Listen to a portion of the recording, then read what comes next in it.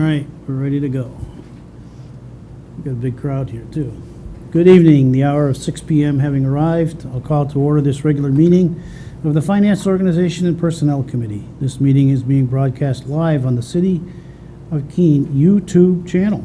The video is also posted on the city website by the end of the next business day, barring any technical difficulties. Anyone wishing to view a copy of the proposed operating budget will find it on the city website. Copies of the printed agenda are available in the wall pockets just as you enter the meeting room. The public and other city councilors will be recognized to ask questions and make comments on the agenda item under discussion. After being recognized, all remarks are to be made through the chair. I will not recognize an individual a second time until everyone who wishes has had a chance to speak.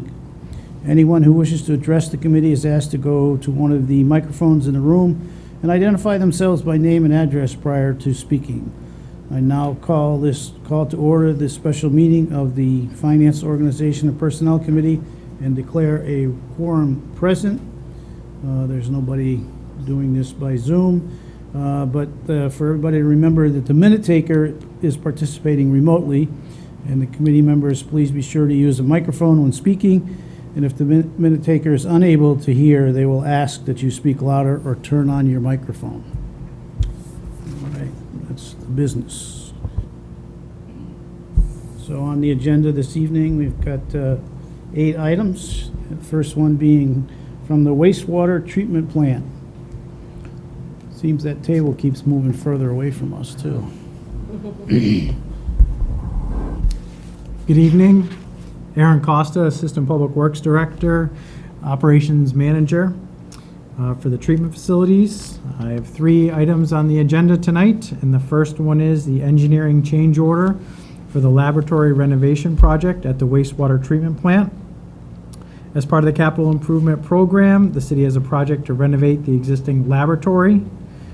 The city executed a contract with Underwood Engineers for $20,500 for design, some bid phase services, and some very minimal construction oversight services. And during that design, it was discovered that the original HVAC system in the laboratory did not meet code, and change orders 1 and 2 were executed with Underwood to correct those HVAC deficiencies. So the contractor is mobilized, and construction has begun with the new HVAC system, and the roof penetration for the supply exhaust fan has been cut. And when they demoed the existing HVAC ductwork for the exhaust fan, it's a 12 by 12 opening, and they discovered that there's a structural lintel right there, and a lintel is a steel structural support that supports concrete block and brick masonry, which the exterior of the wastewater treatment plant walls are constructed of. So this proposes a little bit of an issue, increasing the size of the ductwork, which was required to increase the exhaust ventilation. So there's been some discussion back and forth at a potential solution. One of the things that we don't want to do is cut into that structural lintel, but it can be done. So basically, change order 3 is to kind of work through a solution with this wall penetration problem, whether it is making that penetration bigger and then redesigning the structural lintels, or finding a replacement piece of equipment that will serve the HVAC needs in the existing wall penetration size, and like I said, some additional construction oversight. Funds are available for this work in the laboratory renovation project 08106. I'd be happy to answer any questions. Any questions from members of the committee? Seeing none. Nobody from the public, so for the motion. Move to recommend the city manager be authorized to do all things necessary to execute change order 3 with Underwood Engineers to perform engineering services for the laboratory renovation project for an amount not to exceed $4,000 for contract 042122. No second. It has been moved and seconded. Further discussion? Members of the committee? And seeing none, all those in favor? Anyone opposed? It's unanimous. Thank Next you. one, Aaron. Moving on to item 2, is the acceptance of American Rescue Plan Act grant funds and contract services to perform the sludge dryer feasibility study. So the wastewater plant has a product. It's clean, treated wastewater that's discharged to the Ashwheelet River 24 hours a day, 365 days a year. But we also have a waste product that needs to be disposed of, and that is our dewatered biosolids. And currently that's being hauled and disposed of at Waste Management's Turnkey landfill in Rochester, New Hampshire. There are three ways to dispose of biosolids. There's land application, incineration, and landfilling. And with recent developments regarding PFAS regulations, as well as limited landfill capacity and increased biosolids disposal costs, the city is exploring sludge drying technology as an alternative method to biosolids management, which means it's basically an add-on process to our current dewatering processes. And the wastewater treatment plant produces approximately 4,500 wet tons of biosolids per year. And what that wet tons means is the best our dewatering equipment can get us right now is about 30% solids. Therefore, the rest of that biosolids is about 70% water.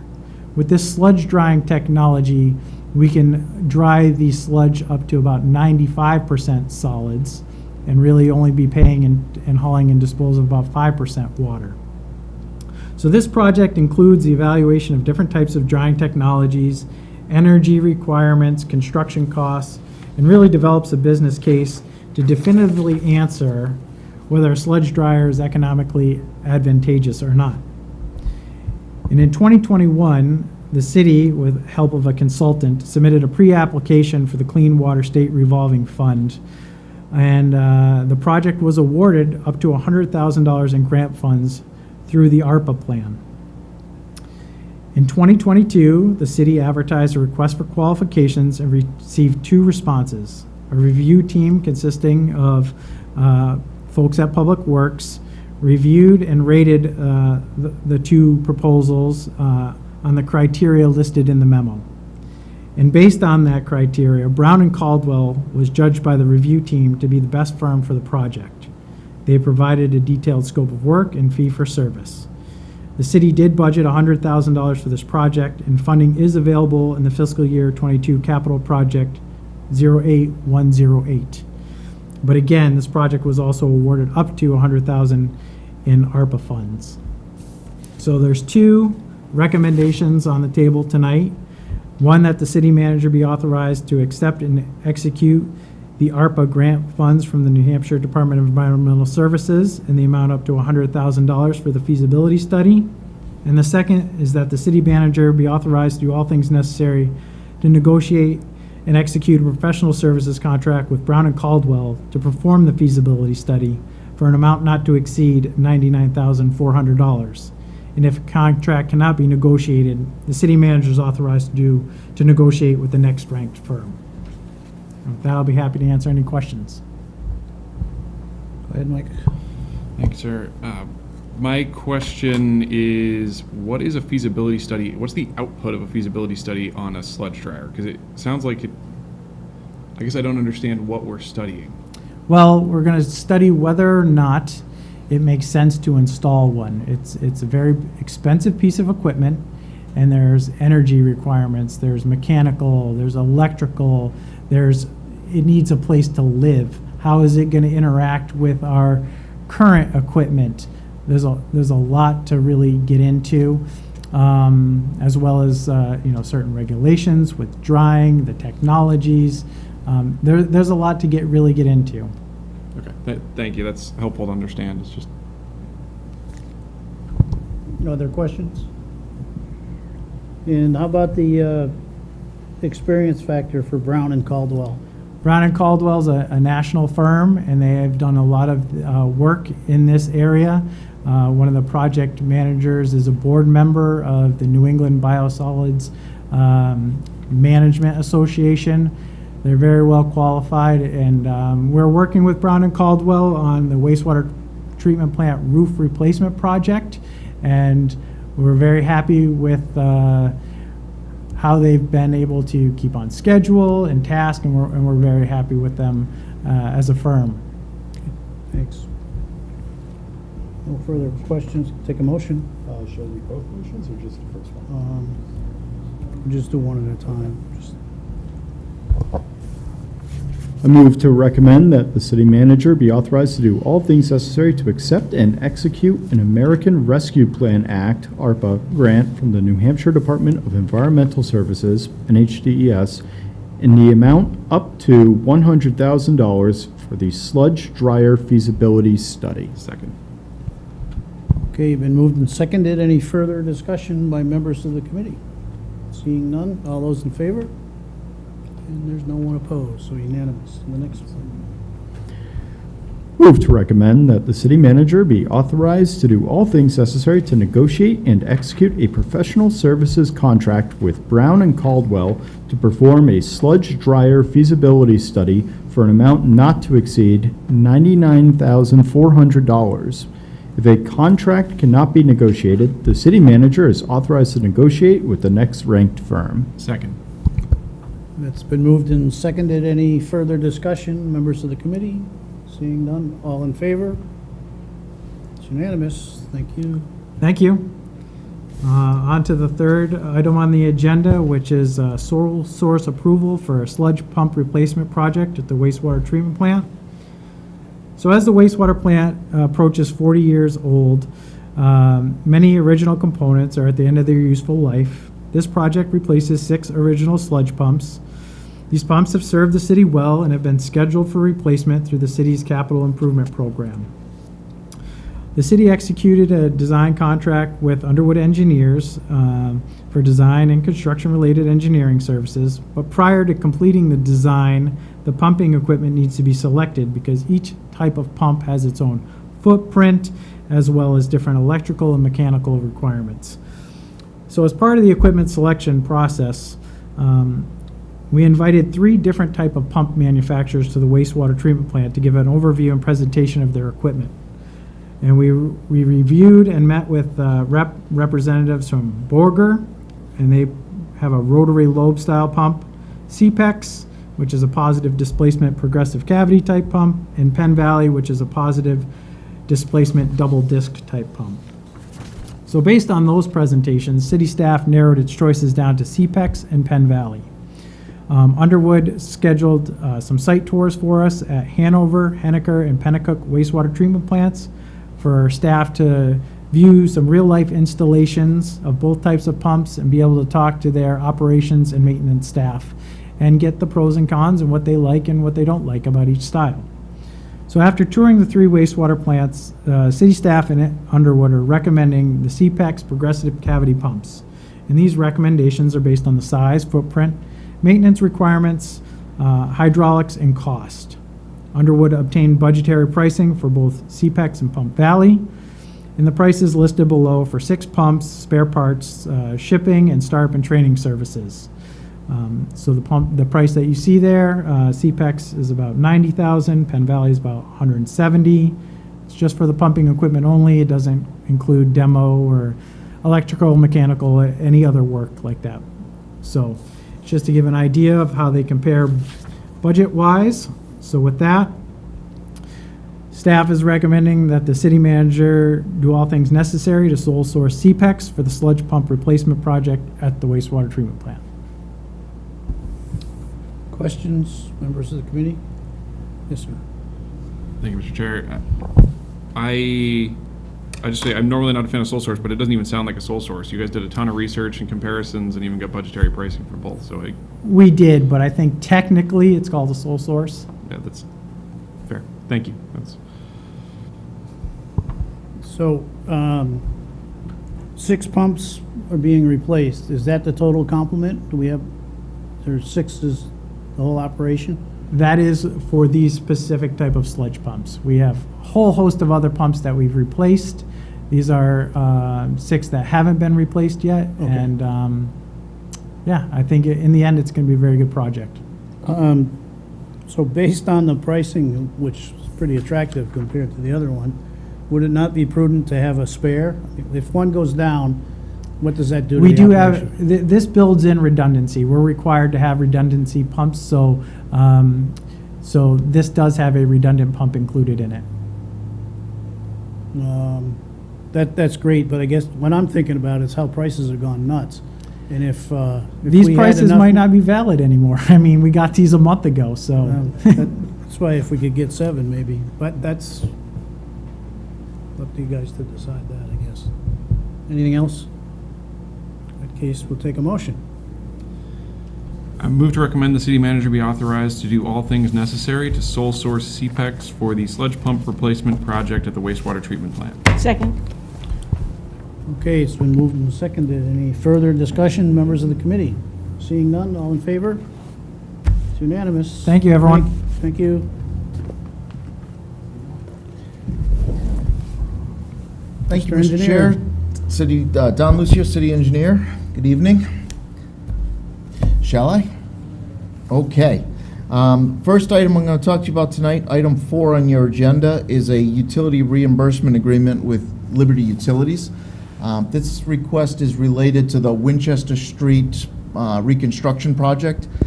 Give you a quick update on that. That project is actually underway, although not much excitement yet. I'm sure you've probably, if you've been through that corridor, you've seen some smaller construction equipment and some work kind of happening on the shoulders.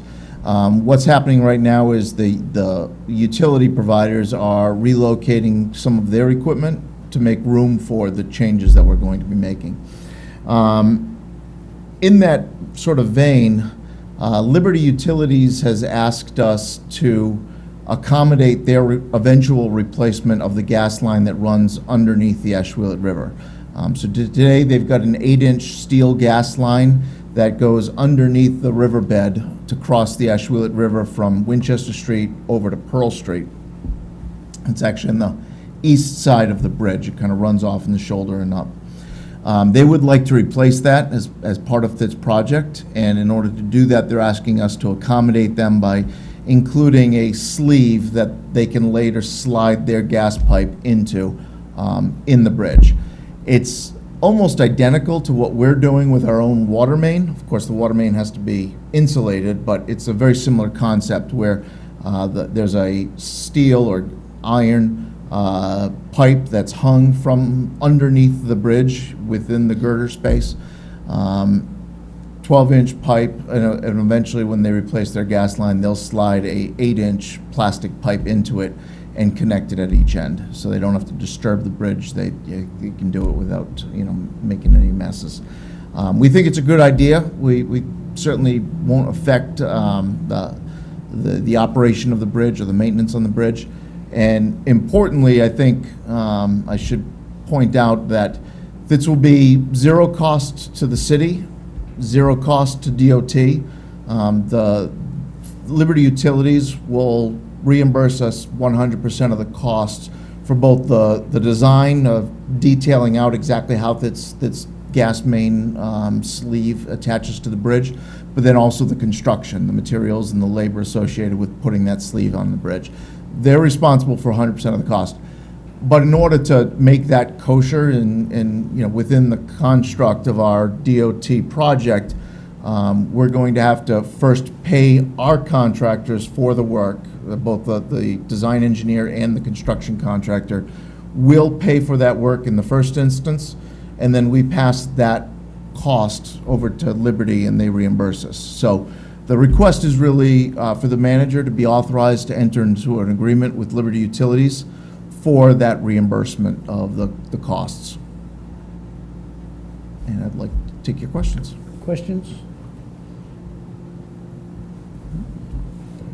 In that case, we'll have our motion. Finance, Organization, and Personnel Committee move to recommend that the city manager be authorized to do all things necessary to negotiate and execute a project reimbursement agreement with Liberty Utilities related to the Winchester Street reconstruction project. Second. Been moved and seconded. Any further discussion by members of the committee? Seeing none, all in favor? It's unanimous. And the second part, please. Finance, what's that? He needs to speak. Oh, I'm sorry. No, it's the same project. Finance Organization Personnel Committee moves to recommend that the city manager be authorized to do all things necessary to negotiate and execute a design change order with McFarland Johnson in an amount not to exceed $25,000, subject to the execution of a project reimbursement agreement. Second. That has been moved and seconded. Any further discussion? Seeing none, all in favor? And that's unanimous. Thank Okay, you. thank you, Mr. Chair. The next item is related to the sewer lining project that we do each year.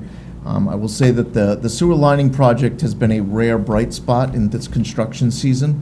The costs were very competitive, and we actually got a total of 4 bids on this project, so yay. It's been a great project for us for a number of years. Last year, we had 5 bidders on it. This year, we had 4.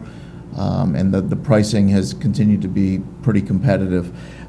So we designed our project based on the amount of funding we had available. So right now, there's $401,000. Well, going into this construction season, we had $401,000 available in that program, that annual program.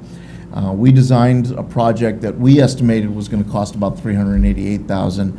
The actual low bid was $322,000, so it was well below our estimate. In our own defense, I will say that the second bid was, I think, $379,000. So we got a very good price from the vendor that's doing it. So what we're requesting here, and actually I think I had a very similar request this time last year, with last year's contract, is rather than just